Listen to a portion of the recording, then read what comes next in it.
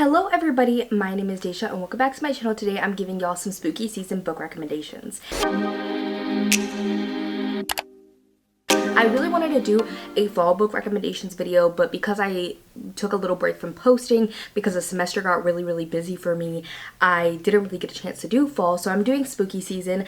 These are ones that are good for October, but if you want to carry these into November, then you definitely can. I have divided this up into 3 different categories. I have cozy, and cozy is definitely for like readers who really don't like anything scary, spooky, anything at all. They just kind of want something a little magical, something kind of reminiscent of the season, but definitely going to not bring any kind of scare. I obviously really like the cozy books as well. I like all the books on these lists, but if you're looking for something kind of cozier, not really spooky, scary at all, especially if you're thinking after Halloween, I think these are really good picks, or for readers who don't like anything scary at all. And then I have spooky, which does have a little bit of horror in it, like horror that I think is not like super scary. It's just kind of like a little bit more Halloween-y, maybe it's YA or middle grade. And I did throw more like smutty romance into that category as well. And then the last one is scary, and that is all like horror books, and they're not like super duper scary to me or anything like that. I'm not putting any extreme horror on this list because I'm not really recommending extreme horror anymore on my channel, but I put horror that I think is definitely kind of like a step up. It's for people who really do love the spooky season and love horror or just spooky things, horror movies, anything like that. So I have 25 recommendations. We're gonna kind of go through these rapid fire because I don't want this video to be too long. So first we're gonna start off with the cozy section, and I will have timestamps if you want to jump between the sections. So the first one is The Very Secret Society of Irregular Witches, and this one is so fun. It follows this witch named Mika, and she's an isolated witch because in the society, witches don't really gather together because they think that their magic will be so powerful that they will be detected by humans. So she's a very isolated witch, but she is sent an invitation to go to this house and basically teach these young witches who are orphaned, and they are witches but they don't know anything about how to be a witch, and neither do the people who are raising them. So they invite Mika to basically teach them, and Mika really learns about like love and belonging and found family in this story. And danger does come, even though this is more like a cozy fantasy, and she has to decide like who she loves and how far she's willing to go to protect these people that she has recently had come into her life. If you want kind of like a cozy fantasy that is like witchy and good for the spooky season, this is a perfect one. Next up, I have The Dead Romantics, which is actually a romance, and I think that any of Ashley Poston's books are really good for spooky season and fall, but this one I think is like the most like spooky of them all because it has to do with ghosts. In this one we follow Florence, and she is a ghostwriter who writes romance, but she recently had a bad breakup, so she doesn't actually believe in romance anymore and is kind of struggling, and she gets a new editor who's kind of hard on her. Her father ends up passing away, and her family actually runs a funeral home, so she ends up going home to help plan her father's funeral and everything like that, and he actually could see ghosts and passes power on to her so she can also see ghosts. While she's at home, her editor actually shows up as a ghost, and she's like wondering what happened to him because obviously if he's a ghost then he died, and he doesn't know what happened to him either. So they're trying to figure out what actually happened to him while she's also exploring her grief. So this one is a little bit heavier, but Ashley Poston I feel like has the perfect amount of like levity but also realness in her stories, and I love that. Next up, I have a cozy mystery that I recently just read, and that is In the Company of Witches. This is another witchy book which I love, and in this one we follow our main character, and she actually runs a B&B with her 2 aunts. So this one is very reminiscent of like The Chilling Adventures of Sabrina or Sabrina the Teenage Witch, which you know is the original, but I feel like they run like a funeral home or something like that in The Chilling Adventures of Sabrina, which is kind of reminiscent of them running this B&B. It also kind of has Stars Hollow vibes with a small town. There is actually one of the residents of the small town staying at the B&B who ends up passing away.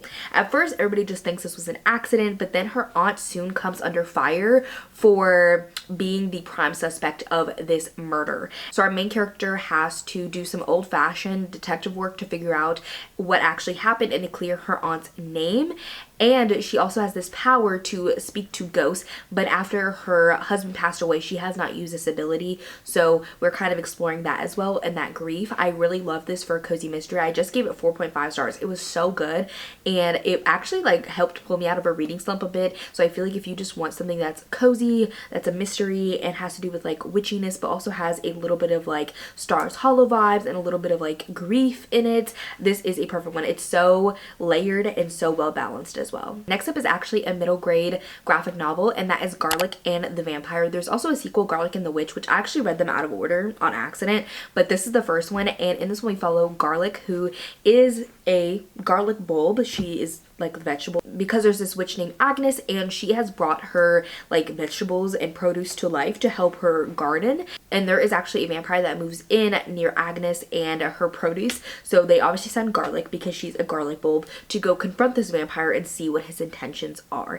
This one is so cute and cozy, and I feel like if you also have children, this could be a really fun one to just read with them around this time of year. It is a graphic novel, so it's super quick to read, and it's just so cute. Next up I have City of Ghosts by Victoria Schwab, and this one is also a middle grade. And this one we follow Cass, and she can actually pull back the veil between the human world and the ghost world, and she can like see and talk to ghosts. She had a near drowning experience, and this experience, because she almost died, allowed her to have this new ability. Her parents actually have a reality TV show where they talk about like haunted places. One of them talks about like the ghost elements and like the paranormal, and one of them talks about the history. So I think in this one they end up going to Scotland, and she is kind of confronted with some ghosts there doing nefarious things. I really love this one. I think this series is great for this time of year, and I think I've read the first and the second, but I really want to finish off the series. And again, if you have a kid, I feel like this would be a really fun one to read with them. But if you don't, like, I feel like you can completely enjoy it just as an adult like me. I really love this series. Next up is another romance, and that is The Ex-Hex. In this one, our main character is also a part of a witch family, but she doesn't think that she has any powers. And so she ends up having a breakup years prior to this book starting with this other warlock. And after this breakup, she like mutters a curse underneath her breath. But again, she doesn't think that she has powers, so she just doesn't think anything of it. He ends up going away, but then there is like this big witchy warlock meeting happening. So he ends up coming back to the town, and things start to go wrong because of this curse that she put on him, because she does actually have powers. And this one is just like a fun, cute romance that again is witchy, so I feel like it's perfect for this time of year. I honestly have like a lot of like witch and ghost books in the cozy section. And next up, I had to add like a little thriller on this list, and that is In My Dreams I Hold a Knife, because this one's actually dark academia, so I feel like it's really perfect for this kind of time of year. Like, it's giving like Dead Poet Society kind of vibe, which I feel like is really good for October. We follow 6 college friends that are reuniting after a decade, and there was actually a murder that happened of one of their friends that was unsolved, and things are starting to unravel, secrets are coming out, and they are beginning to realize that someone in this room is connected to this murder. It is so fun, it's so suspenseful, and if you're looking for like a thriller that's not super spooky or scary, that still has like a cozy fall dark academia atmosphere, this one is going to be a perfect one. And lastly for this section, I have Cemetery Boys, which is like a YA paranormal romance. We follow Yadriel, and he is actually a trans boy. He wants to be recognized by his family as a true brujo, but they don't really see him as that because of his trans identity. So he decides that he is going to summon the ghost of his murdered cousin to try and like figure out what happened to him, to prove that he is a true brujo. And then he ends up accidentally summoning the school's bad boy who passed away, and he refuses to move on until he figures out what actually happened to cause his death, because nobody knows. This one is a queer romance, and it is just so cute, and I feel like this one again is giving witchy, and is also from like a Latinx perspective, so it's kind of also giving like the Day of the Dead kind of vibes. Next up we have Coraline, and this one is an absolute classic. I'm not a huge fan of the book, but I absolutely adore the movie. I think honestly this year I probably watched the movie probably 30 times throughout the whole year. Like, my boyfriend and I, we just watch it all the time. We saw it in the theaters 2 times this year, and we just love the movie. In this one we follow Coraline, and she moves into a new house with her parents, and she feels a little bit neglected by them, and ends up finding a door that leads to another realm or version of her house. And her parents there actually like pay attention to her. They provide her with all these toys and so many different fun things, but things take a sinister turn when her other mother begins to want to put buttons in her eyes and wants her to stay with her and leave her parents behind. This one is a middle grade, and it is spooky, but it is perfect for this time of year. Next up for this spooky category, I have Cackle, and I actually just did a beginner's guide to horror, and I included Cackle in there and all of Rachel Harrison's books, and I would include all of Rachel Harrison's work in this. Well, I haven't read all of them. I have two left to read. Well, one and a half. I'm halfway through one, but I am doing a Rachel Harrison reading vlog, and that should be going up relatively soon, and I've been loving her work. This is one that I read, I believe, earlier this year, and her work is really like funny and kind of like subtle horror, and the horror is more of like a metaphor for what the women in her stories are going through. So in this one, we follow Annie, who went through a really bad breakup and has kind of played her entire life very safe. She applies for a teaching job in upstate New York and moves from Manhattan to this village in upstate New York. While she's there, she meets this woman named Sophie, and she's very like charming and beautiful and magnetic, and Annie is very drawn to her. But the villagers in the town are very like scared of Sophie and kind of warn Annie away from interacting with her, but Annie is still very drawn to her, and weird things start to occur. I think this one is so fun, and even if you aren't into horror or anything like that, I feel like this is still a really good one for this time of year, and it does still have really good commentary, which is like the true horror of the story. Next up, I have like a little erotica novella, and that is The Dare by Harley LaRue. This one follows like the queen bee of the school who ends up at a Halloween party, and I believe she plays like beer pong and loses against like the school's loser or freak, and because she loses, she is basically dared to serve him for the whole rest of the night, and things ensue sexually. I would say this one is definitely like erotica. It's not really romance, and it is like a novella, so it's super short, but it does take place at a Halloween party, so I feel like it's still giving those like Halloween vibes, and this one is just like really fun. I know it's not for everybody, but when I read it, I really enjoyed it.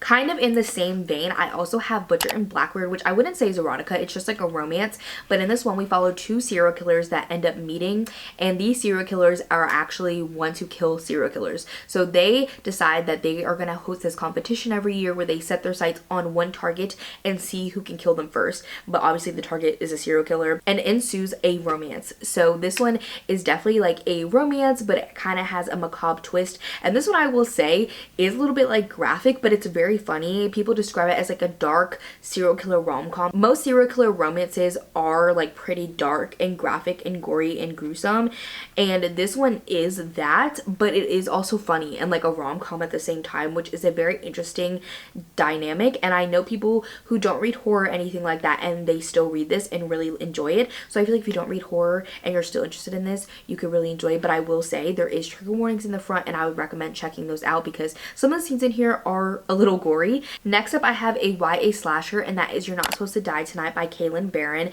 This one is about a teen girl who works at this place called Camp Mirror Lake, and this is basically like an experience, basically like a camp that they set up, and people like come out and scare you, and people pay for it, and she's the final girl at this attraction, and two of her coworkers end up disappearing and actual murder ensues, and they don't know who's hunting them, but her and her coworkers are trying to work to survive and escape whoever is hunting them. This one is really fun. It's YA, so it's definitely not like graphic or anything at all, but it is still horror. But I think if you're looking for like a fun slasher that's not too scary, I think this is a really good one. Next up, I have Dark Harvest, which actually takes place, I believe, in 1963 in this little small town. And they actually eagerly await Halloween because there's this entity called October Boy that comes out every Halloween, and he basically begins to hunt people in this town. So the town decides to send out all the teenage boys to go hunt October Boy, and whoever ends up hunting October Boy and killing him until the next Halloween ends up like getting a whole bunch of money and stuff like that. So our main character, he is like really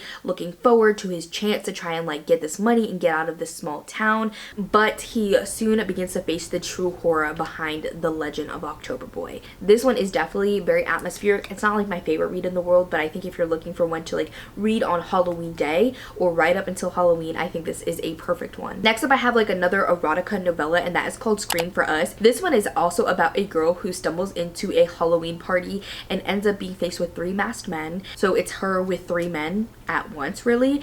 And again, this one's not going to be for everybody because it definitely is erotica, but if you like erotica or romance and you want something that's definitely like giving spooky with these masked men at a Halloween party, I think this is definitely a fun one. And lastly, for this section, I have a classic, and that is Frankenstein by Mary Shelley.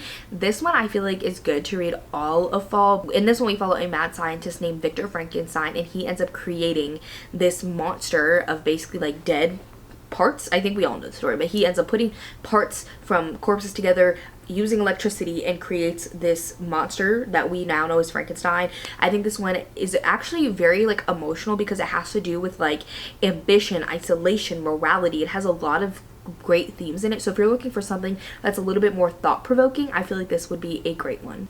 Next, moving on to the scary section, I have Satan's Affair, which is, again, kind of erotic, but I would definitely place this one more as horror than the other ones because we basically follow this girl who is literally crazy and she hides in haunted houses and kills people, but then also kind of does some sexual things with these men as well who work for her. This one, again, is like the perfect combination of erotica and horror. If you're looking for that, it's a little scary. This is actually the first book to the cat and mouse duet, which I know is a super popular duet.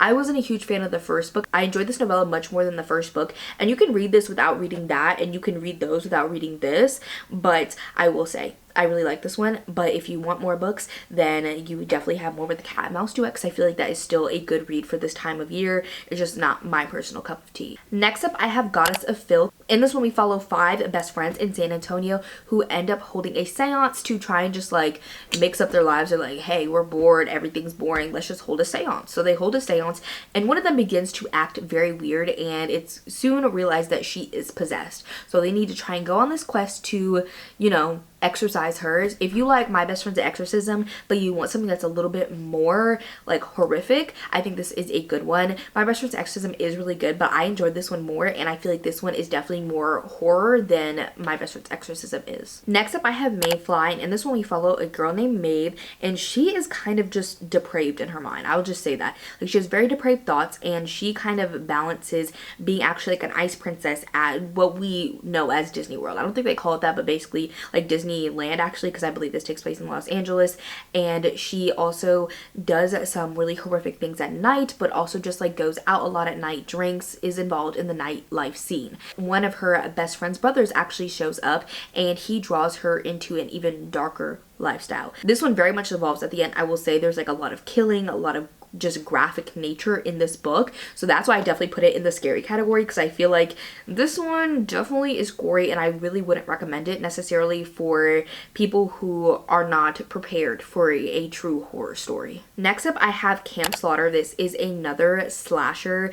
In this one, we follow a group of 5 teenagers who go to this cabin in the remote woods, and there is like this legend of this camp called Camp Slaughter. They soon realize that this legend is true because there is actually a cannibal who's in this woods that's been killing people and is now out to kill them. This one is a really good slasher if you like something that's like very reminiscent of like classic horror stories, especially like Friday the 13th or even Texas Chainsaw Massacre or anything, even Halloween, Scream, any of them really. This is very reminiscent of those classic horror movies and classic horror villains. Next up is like one of my favorite horror books of all time, another one of my favorite slashers. This one is called Cirque Berserk. In this one, we follow a group of teenagers who are coming back from their senior day, but like they realize that their senior day was super boring. So they decide that for the night, they want to go visit this abandoned like circus fair type thing called Cirque Berserk.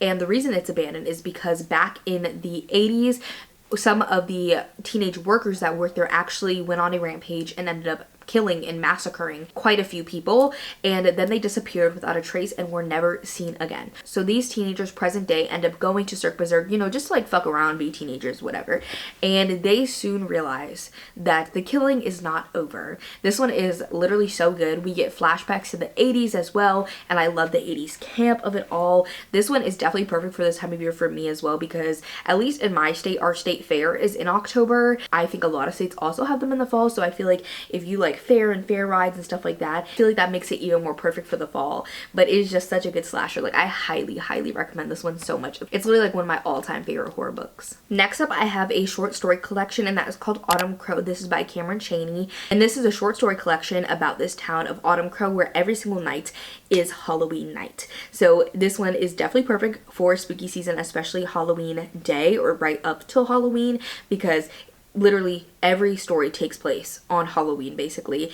And this is like a prequel kind of short story collection because there is a full-length novel called Autumn Crow Fresh Hell, I think, and I haven't read that one personally, but I would really like to get to that one this spooky season. This one is just like super fun horror, and it's just like such a good time if you're looking for something that has a couple different stories in it. Maybe you could read like one a night leading up until Halloween or something like that. Next up, we have Slewfoot, and this one is for my witch fans. Like, if you love the movie The Witch and you want something like that for this spooky season, this one is going to be it. This one actually takes place in 1666 in puritanical New England, and we follow this woman named Abatha, and her husband recently passed away, and she's kind of fighting with the church and the society that they're a part of to like let her take over her husband's estate, and like his brother's trying to get it, and there's like a big push and pull with that. It definitely talks about like the patriarchy and misogyny, especially during this time period. But she actually runs into an ancient spirit named Slewfoot who has no memory of who he is, and he just recently awoke, so he doesn't know literally anything. He basically has amnesia, and they begin to work together to, you know, help Abatha, but then also help him figure out who he is and what he really is. And Abatha also has been having some rumors of her being a witch and practicing witchcraft, which, if you know anything about 1666, especially in the New England colonies, you know, the witch trials are a thing. And so she is definitely fighting against misogyny and the patriarchy in the story, and it is definitely a good for her story in the end. Nobody talks about that, but it's definitely good for her. So I think if you're looking for something a little bit darker, atmospheric, this is going to be a great one. Things I've found worse since we last spoke is another little short story that you can read around spooky season. This one follows two women in the 2000s, and they begin to communicate online through like a messenger app, basically like AOL Messenger, and this is very much like mixed media where we're seeing their messages back and forth. This one is truly a story about obsession and the lengths that people will go to when they are lonely and how far they will go. This one honestly devolves very crazily. This is one of the first horror stories that I read, and I was truly like gagged, gooped, and glumped. Like, at the end, I was really like jaw dropped, like shook. So if you're looking for something that's gonna shook you and shake you, I really recommend this one, or honestly like any of Eric LaRocca's work is really phenomenal for this time of year. And lastly, I have a manga, and that is Uzumaki. I feel like anything by Junji Ito is really good for this time of year. Uzumaki is my favorite by him that I've read. I haven't even touched like the tip of the iceberg with his work. He has so much work, so I would honestly recommend exploring yourself. But I really loved Uzumaki. This one is basically kind of some short stories that we follow about this town that is being possessed by spirals and overtaken by them. So we follow kind of some short stories about just like little things that are happening in the town, but then we see the town slowly devolve and kind of collapse in on itself because of these spirals. And I really loved it. It was so good. The art is stunning. I just really wanted to add this in here in case you're looking for something like super quick to read, like sit down and you're gonna finish it within a couple hours. It's really great for that. If you take your kids out trick-or-treating, or you come back from a Halloween party and you're like, I just kind of want something spooky that I can read really quickly, this is really gonna be the one for you. I hope you guys enjoyed this video and you got a recommendation or two, whether you're looking for something cozy or scary. I tried to really include a variety in this video. I had such a fun time putting this list together because this is truly my favorite time of year and my favorite holiday. And if you guys made it to the end, down in the comments below, I would love to hear if you guys have any recommendations for me. And also, while you're down there, you could put a little ghost emoji. Just let me know that you were here for my sweater. And I will see y'all in the next one. Bye, everybody! Soaking the moments we live in, yeah. You got the nerve to be on me.